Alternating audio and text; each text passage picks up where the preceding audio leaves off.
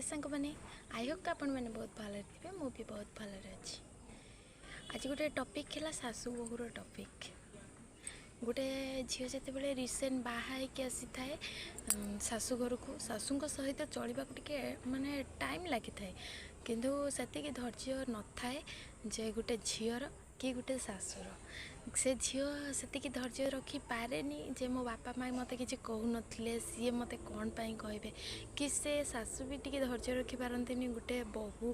से गोटे कहार झील थिला केते गेल्हारे बढ़ी केते ये चलवा टे आडजस्ट लगे आम लोक सहित मिसवा टे आडजस्ट लगे से माने कौन कि से माने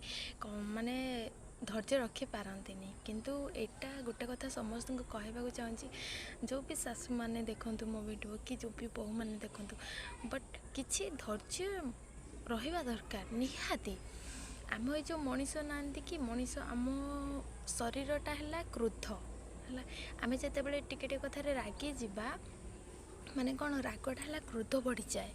ते आम रागी जाऊँच सडन कहीं टिके माने टिके से पूरा रिलैक्स चुप रही जाओ किसी कहनी जदि तुमको बाधुची किसी कथा तुमको सेमती कहते तुमको ये बाजिला भाया ताले से चुप रही जाओ आउ समय देखिकी तुम एमती कह जमी ठीक जगार ठीक कथाटे लगे आदि आम सब बेले टिके कथार नहीं झगड़ा करवा सेटा कौन माने ठीक कथा कि ठीक कथा नुह ना से शाशु हो कि बहु दी जन को भितर अंडरस्टैंडिंग रहा दरकार आईटा आपे आपे हो किंतु किसी समय वेट करने को पड़ो गोटे शाशु फास्ट सी भाविया दरकार गोटे झील सी बाप माँ ता घर परिवार छाड़ी आसी जो घरे खाई सी बासनटे उठेबा माने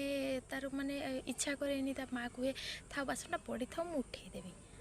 सी केमी आसिक भावती जे गोटे बहु आसला आज काली आम घर सबू कम कर पकेब अरे से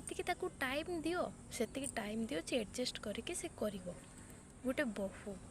तार भी माने किसी भाविया दरकार सी जदि बोधे स्लीप करगला गोटे कथार समस्त कहे हे गोटे नुआ बहुटे एमती कथा कहूँ सी कौन से घर शिखिक आसला कि ना सी आगुरी बाहर जो बहु होता शाशुघर केमी कथा हाँक पड़ो सी शिखी सी नुह ना तेणुक सब एडजस्ट करवा दरकार गोटे माने कौन शाशु बहु ये दी जन जदि घर ठीक माने लेवल रे रे झगड़ा झांटी किसी ना जदि दीज को बुझीपारे अंडरस्टैंडिंग ठीक रहा ताहले देखिए से परिवारटी बहुत सुंदर चलो यहाँ सत्य कि मिछ प्लीज कमेंट करके कहे